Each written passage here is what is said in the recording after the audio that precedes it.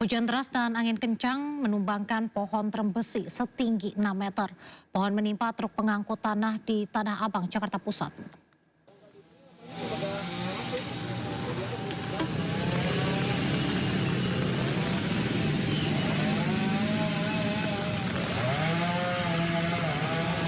Ya pemirsa, ini bisa dilihat dikarenakan hujan deras, pohon trembesi setinggi 6 meter pun tumbang. Pohon menimpa truk pengangkut tanah, rambu petunjuk arah, serta kabel listrik. 2 orang dilaporkan terluka dan dibawa ke rumah sakit. Menurut petugas pertamanan, pohon tumbang akibat kondisi tanah lembab serta diguyur hujan deras. Selama evakuasi pohon, akses dari Selipi menuju Pejompongan ditutup sementara waktu.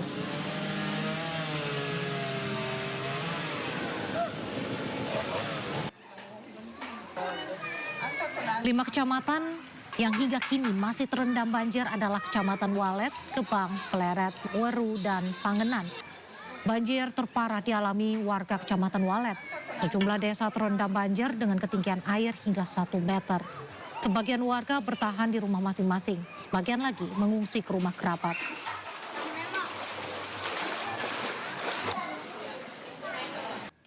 Pemirsa, banjir kembali menerjang Solok, Sumatera Barat pada Selasa kemarin. Warga panik karena air sungai meluap dengan cepat. Ini kami lagi terjebak, nggak bisa keluar di sini. Sungai di Nagari Sanyang Baka, Kecamatan Kalikoto, Singkarak, Solok, Selasa kemarin kembali meluap dan menerjang perumahan warga.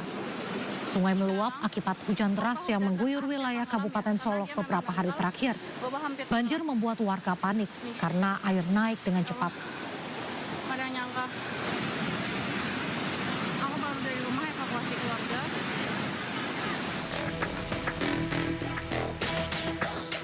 Nagari Sanyang Baka menjadi salah satu wilayah yang terdampak banjir bandang paling parah di Sumatera Barat pada November lalu.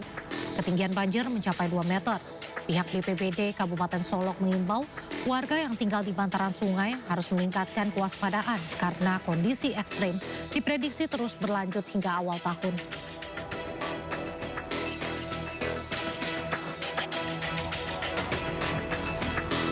Pemirsa, hujan deras kembali mengakibatkan banjir susulan di sejumlah lokasi di Kota Padang. Warga yang tinggal di sepanjang aliran sungai diminta waspada. Inilah keadaan sekarang di Batu Busuk di sebelum jembatan. Usai diguyur hujan deras, banjir susulan kembali menerjang kawasan Batu Basua, Kecamatan Pau, Kota Padang, Sumatera Barat, Selasa sore. Derasnya arus banjir membuat tanggul yang dibuat petugas sebelumnya hancur. Warga yang tinggal di sepanjang aliran sungai Batang Kuranji dan Lubuk Minturun dihimbau untuk waspada dan menjauhi pinggiran sungai. Selain di Batu Basua, Kecamatan Pauk, banjir susulan juga menerjang kawasan Lumbuk Minturun, Kecamatan Koto Tengah, Bu Kecamatan Kuranji, dan Gurun Lawe, Kecamatan Nanggalo. Dari Padang, Sumatera Barat, Budi Sunandar, A-News melaporkan. Longsor susulan nyaris menghantam tim SAR saat mengevakuasi korban longsor di kawasan Palembayan, Agam, Sumatera Barat. Beruntung tim SAR dapat menyelamatkan diri.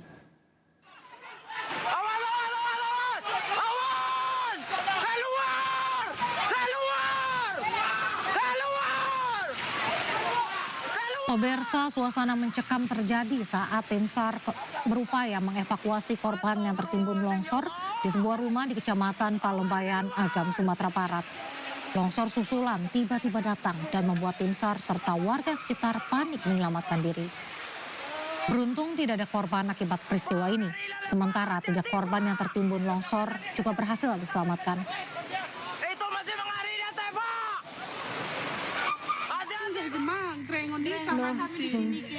Sementara itu pemirsa, di Kabupaten Benar Meriah, Aceh, puluhan warga memilih tidur di luar rumah pada malam hari. Hal tersebut terpaksa mereka lakukan karena khawatir adanya gempa susulan pasca gempa sebesar 4,5 magnitudo mengguncang wilayah mereka. Meski hanya beralasan tikar dan juga atap terpal, warga mengaku merasa lebih aman tidur di luar dibandingkan di dalam rumah mereka sendiri.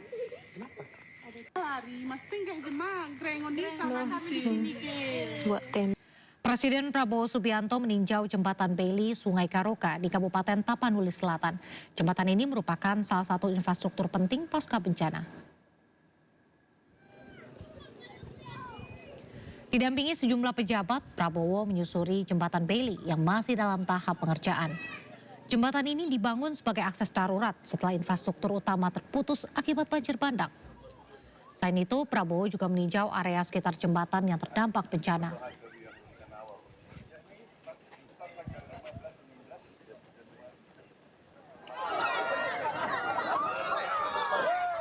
Ini dia pemirsa, sebelum meninggalkan lokasi, Prabowo sempat menyapa para warga yang menyambut kedatangannya. Sejumlah warga tampak antusias dan berkerumun demi bisa bersalaman dengan Presiden.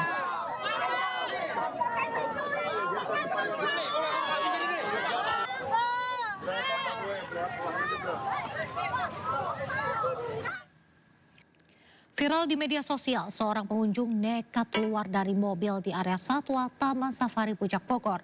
Menanggapi hal ini, pengelola Taman Safari menyebut tindakan pengunjung melanggar aturan keselamatan.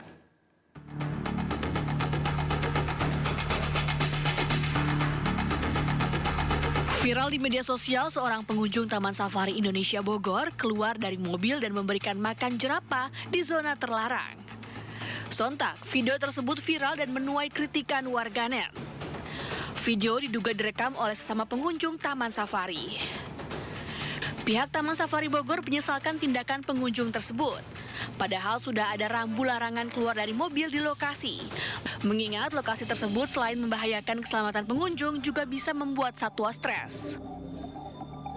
Sebelumnya kami sangat menyesalkan ya bahwa tindakan itu kembali dilakukan oleh pengunjung Taman Safari sendiri, dan sebenarnya himbauan untuk tidak turun di area satwa itu sudah kita lakukan di berbagai channel informasi ya, termasuk di sosial media, di website.